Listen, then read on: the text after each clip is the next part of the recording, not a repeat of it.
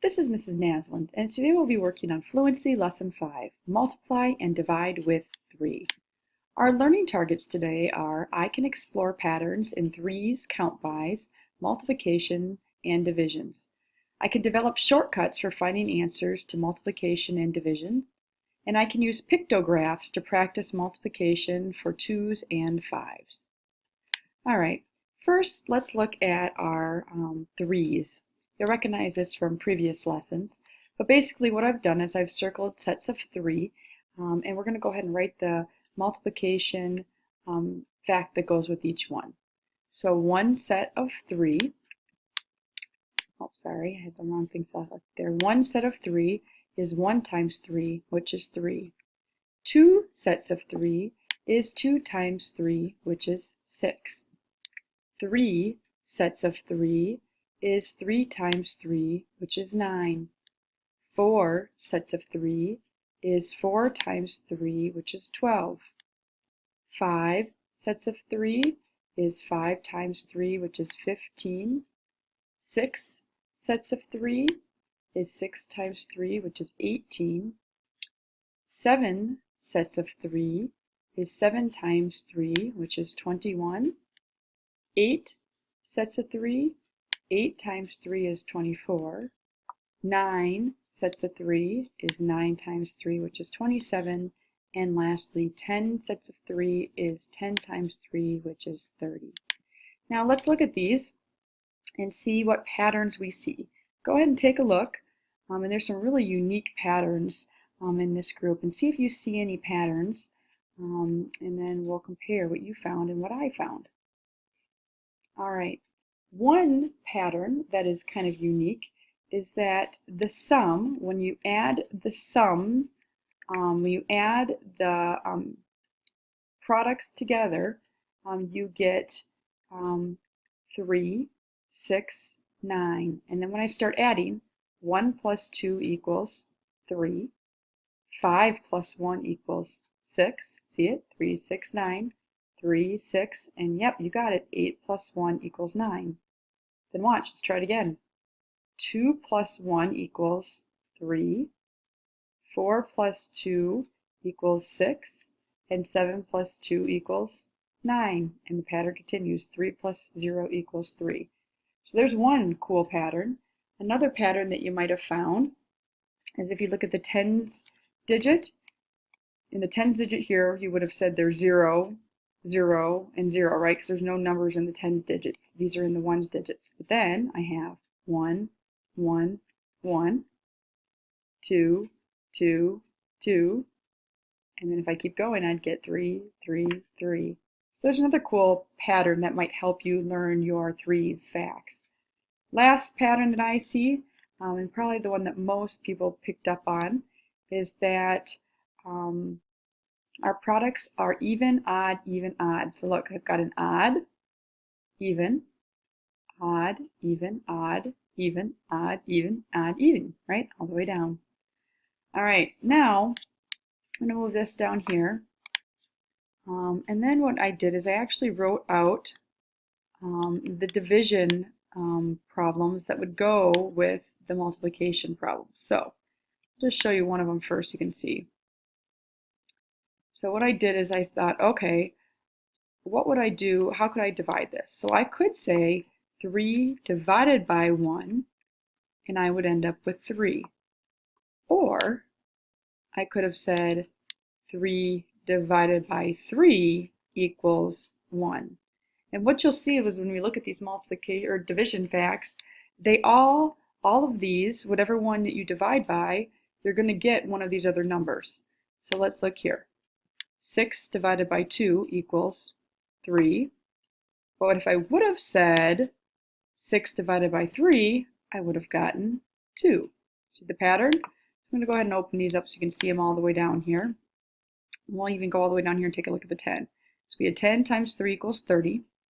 If I did 30 divided by 10, I would get 3. But if I would have done 30 divided by 3, I would get 10. See how you only those 3 numbers are going to show up across the board when you're doing multiplying and dividing. All right. Right, next I'm just going to show you a couple of shortcuts that might help you with your threes. So let's say I have, I don't know, let's say I have 7 times 3. All right. Now the first shortcut is the 5 shortcut because a lot of people know their 5s better than their 7s. So what you would do is you would start by just writing your 5 times 3 instead because a lot of people know that. So 5 times 3 is 15. And then I think to myself, okay, well, that was 5 threes, but I need to get to 7 threes. So I think, okay, if I'm at 15 and I add one more 3 on, then I'm at 15, 16, 17, 18, right? And I'm at 18. And then if I add another 3 on, I'm at 19, 20, 21. So the answer of 7 times 3 is 21. So again, the trick is to multiply the number by 5 to get close to it, and then add on the additional 3's or subtract the additional or subtract 3's to get to your answer. The same thing, this close count bys is really similar to that. The idea is you multiply the one you know, and then you can go forward or backwards. So let's say the answer that I'm trying to figure out is 8 times 3. But I don't know 8 times 3, but I do know my 9 times 3. Maybe I know the 9's trick on my fingers, or have another, I've just memorized my 9's. But I know my 9 times 3 is 27, and I'm trying to get to 8 times 3. So I'm going to think, okay, it's just one less set of 3's, right? Instead of 9 times 3, it's 8 times 3. So I'm just going to subtract 3. So 27, 26, 25, 24. So I figured out that 8 times 3 is 24. So the trick is to go to something you do know and then add or subtract your 3's to find your answer. So there's a couple little hints that you can use to help solve problems. Now we're going to do a couple word problems. This one says, Ben arranged his soccer trophies into 3 equal rows. If he has 12 trophies, how many trophies are in each row? All right, well, a lot of times a good technique for word problems is to draw pictures. Remember, rows go this direction. So I know he has 3 equal rows. 1, 2, 3, and he has a total of 12 trophies. So I've got 3, and I can't add more rows, but I can add columns. So I'm just going to start adding them. Now I have 6, 9, and 12. Right? So how many trophies were in each row? We've got 1, 2, 3, 4 trophies in each row. Another way that you could have solved that problem was to do a division problem. I could have said 12 divided by 3, and I would have got the answer of 4. All right, this one. How many sides do 8 triangles have all together?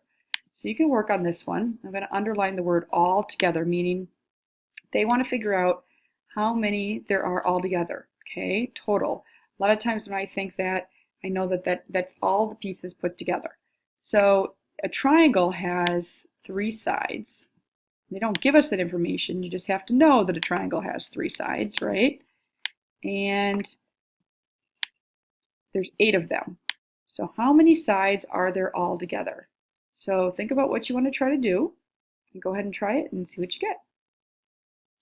All right, so what you would want to do is do 8 times 3, which would give you an answer of 24 sides. All right, good work. Let's keep going here. Last thing we're going to do today is we're going to look at pictographs. A pictograph is a graph that uses pictures to show data. The pictograph below shows the number of CDs of each type in Kyle's collection. Now, really important, whenever you see a pictograph, you want to look at the key. Any type of graph, you want to look at the key. So first thing I'm going to do is I'm going to be really paying attention and look at the key, because if you don't see this, look at each of the CDs here equals 2 CDs. A lot of people would just say assume 1 if they didn't look at the actual key first. So first question, how many jazz CDs does Kyle have? All right, well, The pictograph shows that he has 1, 2, 3, 4, 5 CDs, but they're each worth 2. So I'm going to have to do 5 times 2 and do my multiplication, which would give me that he has 10 CDs, right? All right, jazz CDs. How many hip-hop CDs does Kyle have? All right, so I want you to work on this one. I'll help you count them, but then I want you to do the work here. Hip-hop, he has 1, 2, 3, 4, 5, 6, 7, 8 CDs represented, but don't forget our key down here. So go ahead and solve it. How many hip-hop CDs do you think he has? All right, so we counted 1, 2, 3, 4, 5, 6, 7, 8. But we know each of those represent 2, so I would need to do 8 times 2. And my total would be, see how you did? If you got 16 hip-hop CDs, you're right on. All right, in all, how many jazz and classical CDs does Kyle have? So make sure you're paying real close attention. They're looking at both jazz and classical CDs. Okay, well, we already know from number 7 that he has 10 jazz CDs. We don't know how many classicals. Let's look at classical here. It shows 2 CDs. Again, look at our key.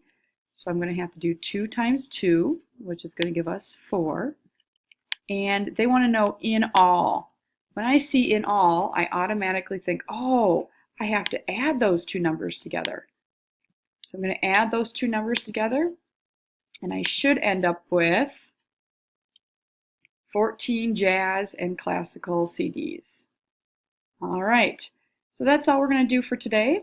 Again, we looked at our threes. We also looked at some strategies for solving our threes. We practiced with some word problems. And lastly, we looked at some pictographs. Great work.